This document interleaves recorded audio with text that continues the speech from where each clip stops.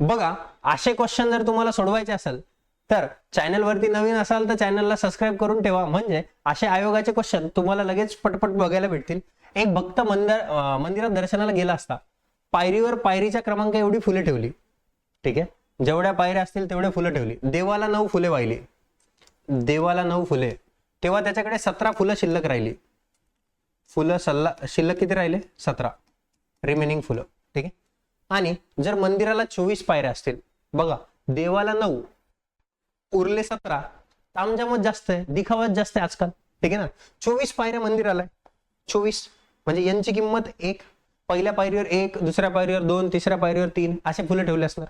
क्रमानी संख्या आहे, 1 पासून सुरुवात, n+1 भागिले काय करणार 2, मग 24 आणि 24 आणि 1 25 भागिले 2 म्हणजे हे किती येणार 12, 12 गुणिले 25, 25 दुने किती रे, हे 25 दुने किती 50, 0 अच्छाले 5, 25 1 25 आणि 5 30, 300 फुलं वाहिले कुठं? पायऱ्यावरती.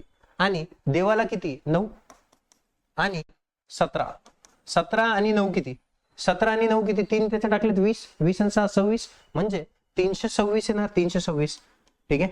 टोटल फुले. आलं लक्षात? असेच क्वेश्चन बघण्यासाठी चॅनलवरती नवीन असाल तर सबस्क्राईब करायला विसरू नका.